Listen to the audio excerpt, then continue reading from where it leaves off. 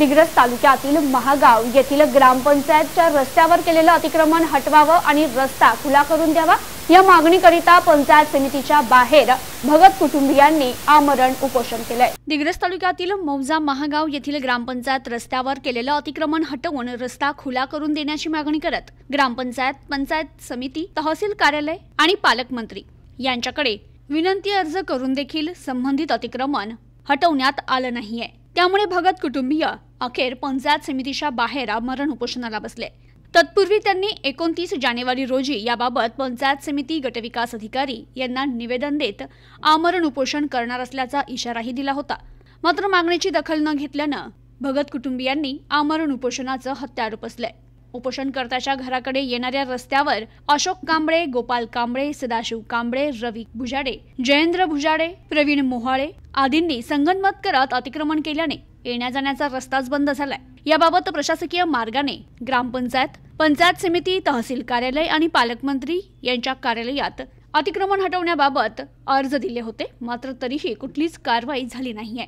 तर अतिक्रमण धारकांनी अतिक्रमण केलेल्या जागेवर आता पक्क बांधकाम सुरू केलंय आणि कोणतीही कारवाई करण्यात न आल्याने गैर अर्जदारांचं बळ वाढलंय।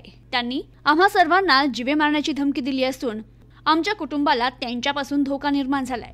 त्यामुळे भीतीपोटी आम्ही पोलीस स्टेशनला तक्रार देखील दिली आहे। मात्र त्यावरही कुठलीच कारवाई झाली नसल्याने आणि आमच्या येण्या जाण्याचा रस्ता अडवण्यात आल्याने आम्हाला दैनंदिन अडचणी निर्माण होत आहेत।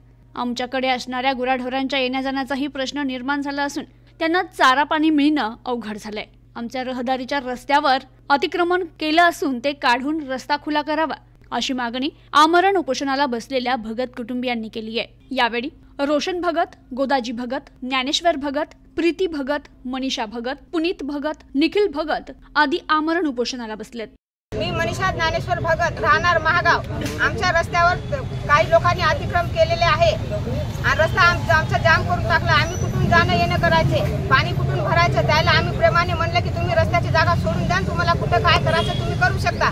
तर त्याने म्हणलं आम्हाला इथंच बांधकाम करायचं, कोण काय करते आम्ही पाहून घेतो आणि अशी त्याची जीव मारण्याची आम्हाला धमकी दिलेली आहे।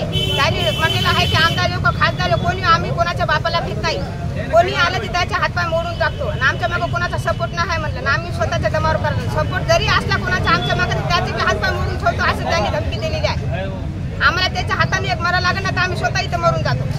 आम्ही सगळं काम धंदे सोडून इथं बसून आम्हाला आमचं स्पोर्ट सगळं मजुरीच्या भरोशावर आहे म्हणलं। दुसरं काही नाही, सगळं खरं तुम्ही तिथं येऊन चौकशी करू शकता, स्वतः डोळ्यानं पाहू शकता म्हणलं।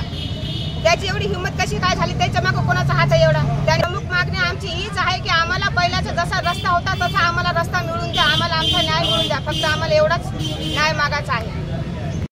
प्रतिनिधी अजित महिंद्रे, न्यूज टुडे 24, दिग्रस, यवतमाळ।